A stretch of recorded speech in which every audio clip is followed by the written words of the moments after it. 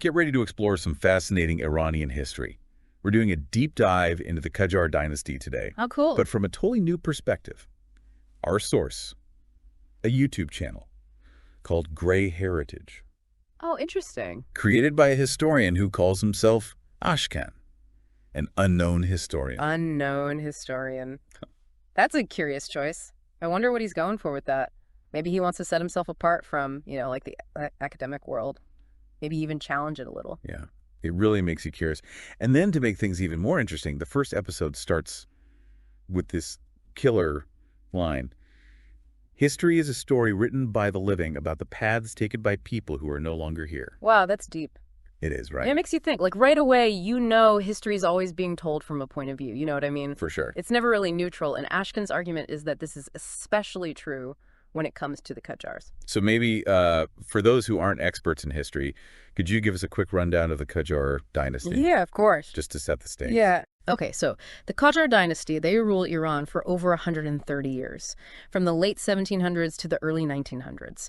It was a time of major change and turmoil, lots of internal conflicts, pressure from outside forces, and attempts to modernize. But it often gets portrayed pretty negatively, both by the Pahlavi dynasty that came after and the Islamic Republic we have today. And that's where Ashkan steps in, right? Basically saying, hold on, there's a bigger story here. You got it. He's skeptical of what he calls the official narratives about the Qajars, the ones that paint them as inept, corrupt, and the reason why Iran declined. He thinks these narratives are way too simple and that they really just serve those in power. And this isn't unique to Iran, by the way. It happens everywhere. He even uses that example from Germany after World War II. Yeah. Where even though the victors were on the right side, they still used their version of what happened to justify some pretty shady actions. Exactly. It's like whoever controls the story controls how we see the past. And Ashkan believes the same thing has happened with the Qajars. Both the Pahlavis and the Islamic Republic had reasons for making them look bad. Okay, so walk us through that a bit. Why would both of these regimes, as different as they are, agree on this negative image of the Qajars? What's in it for them? Well, for the Pahlavis, it was about making Reza Shah's rise to power look legit. They needed to show the Qajars as weak and incompetent so Reza Shah would look like the savior, the guy who rescued Iran from chaos. Right. Makes sense. It's like a look how bad things were before I came along strategy. Exactly. And for the Islamic Republic, the story changed a bit, but the Qajars stayed the bad guys. They became the symbol of corrupt secular rule, which Ayatollah Khomeini and the clergy overthrew to create a more, just and religious society. So both narratives make the Qajars the villains, but for different reasons. That's the key point here. And what's kind of crazy is that even so-called independent historical analyses often repeat these official narratives because they've become so ingrained in how we understand that period. Which makes what Ashkan is doing even more important, doesn't it? Oh, totally. We got to break free from these prepackaged stories and really look at the Qajar era with fresh eyes. Absolutely. Like a clean slate. And to do that, Ashkan uses a very interesting method. He says we should use the start and end points of the Qajar dynasty to measure their real impact on Iran. Okay, now I'm really intrigued. Tell me more about this measuring stick idea. How does it work? So he starts by pointing out that when Aga Muhammad Khan Qajar took over and started the dynasty, Iran was a complete mess. Oh, wow. The country was fragmented, the economy was wrecked, and there was barely a central government. Nothing like the powerful Persian empires of the past. So Iran was already in a bad place before the Qajars even showed up. Right. It really challenges that whole narrative of decline. But then he says something even more surprising. By the time we get to Ahmad Shah Qajar, the last ruler of the dynasty, Iran had a parliament strong enough to remove not one, but two rulers peacefully. Whoa, really? They even managed to start a whole new dynasty without any bloodshed. Hold on. They had a parliament that could actually kick rulers out of power. That's not what they taught us in school. That changes everything. Right. It makes you think there was a lot more going on during the Qajar era than just decline. Yeah. And that's where Ashkan really gets you thinking. He asks, if Iran was already falling apart when the Qajars came to power, was it ever really a great power in the first place? That's a great question. It makes you wonder how much of what we know about the Qajars and maybe even Iranian history is actually true. It makes you think about how we judge historical periods, doesn't it? Like, what does it even mean to be a great power? Right. Is it just about military strength? Yeah. Or is there more to it than that? That's the kind of thinking Ashkan wants us to do. He's not saying the Qajars were perfect, not at all, but he is challenging that simple idea that they were the only reason Iran declined. And his method, using the beginning and end of the dynasty as a measuring stick, is pretty clever. It forces you to look at everything, not just pick and choose events that fit a certain story. Yeah, it's about recognizing that historical change is gradual. It happens over generations.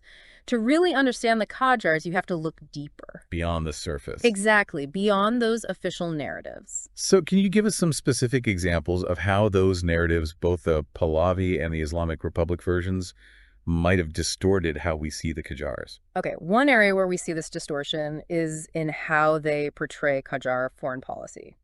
The official narratives tend to focus on what they lost. Ooh. Like the Caucasus region, to create this image of weakness and incompetence. So it's not as simple as saying the Qajars lost land, so they were weak. Nope. There's a lot more to it. There were other factors to consider. Exactly. Another area where things get oversimplified is how they portray Qajar society. The official narratives often show this picture of backwardness and stagnation everywhere, but if you look closer, you find evidence of intellectual and artistic growth, and attempts to reform and modernize different parts of society. So it's more complex than just decline. It's about adaptation. Yeah, Trying to stay in power in a world that's changing really fast. that's a great way to put it. And this is where Ashkan's focus on primary sources is so important. Primary sources. Yeah. He wants people to go beyond textbooks and official histories, to actually read the accounts of people who lived through the Qajar period. You mean like diaries, letters, travelogues, that sort of thing? Exactly. By looking at these primary sources, you begin to see the Qajar era through the eyes of the people who actually lived it, not just through the lens of people who came later and had their own agendas. It's like getting the unfiltered version of history, without all the spin. Yeah, you could say that. When you start digging into these primary sources, you discover a world that's way more vibrant and complex than the official narratives suggest. That's what's so cool about history. There are always more layers to uncover, different ways of looking at things, like a huge puzzle. I like that. And as you find new pieces, the whole picture changes. And that's what's so refreshing about Ashkan's approach. He's not just giving us new facts or a revised timeline. He's teaching us how to think about history in a more critical and thoughtful way. It's like he's giving us the tools to be our own historians, to question what we're told and come to our own conclusions. Yes, exactly. He's encouraging us to be active in the process of learning about history, not just passively taking in information. Okay, so we've talked a lot about how the official narratives might be biased. But what about Ashkan himself? Does he bring his own biases to the table? That's a really good question, and one we should always ask when looking at someone's interpretation of history. To be fair, Ashkan does admit that he has his own perspective. He doesn't claim to be totally neutral. But he is pushing us to think critically about the information we're consuming, no matter where it comes from. Exactly, and that's a valuable lesson right there. We should always question a single narrative, especially when it comes to something as complicated and disputed as history. So where does all this leave us in terms of the Qajars? What's the main takeaway from this deep dive into gray heritage? I think the biggest takeaway is this. We need to move past the simple black and white views of the Qajar dynasty. We need to try to understand this period with more nuance, to recognize that both the Pahlavi and Islamic Republic narratives have their own biases and agendas, and be willing to dig deeper. To look at primary sources. Yes, and form our own conclusions based on what we find. It's about seeing the gray areas in history, recognizing the things that shaped the Qajar era. Exactly. And by doing that, we can get a richer and more accurate understanding of this often misunderstood period in Iranian history. And maybe even learn a thing or two about ourselves. And how we see the past. Yeah. It's a reminder that history is not just a bunch of dates and facts. It's a living, breathing story that still shapes how we understand the world today. It's like we've been given this one specific way to look at the Qajar dynasty, and Ashkan is saying, hey, there are other ways to see this. Exactly. And he gives some solid examples of how these different narratives don't match up. Remember how we were talking about the Qajars losing territory? Well, Ashkan argues that while they did lose some land, they also managed to keep the core of the Persian Empire together for over a century. That's pretty impressive, considering the pressure they were under from Russia and Britain. So it's more complicated than just saying the Qajars were weak and lost land. Right. You have to understand the context, the bigger picture. Yeah. And he says something similar about Qajar society. The official stories focus on the bad stuff, the corruption, stagnation, inequality. But Ashkan highlights the cultural and intellectual growth that was happening too. Like what? Well, for instance, he points to the rise of journalism and the printing press, new literary and artistic movements, and the growth of cities. It's like they're trying to erase all the good stuff about the Qajar period just to fit their narrative.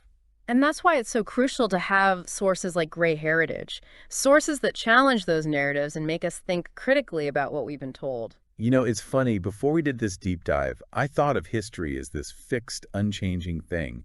But now I'm starting to see it more as a conversation, an ongoing debate about how to understand the past. That's a great point. History is not just about memorizing facts.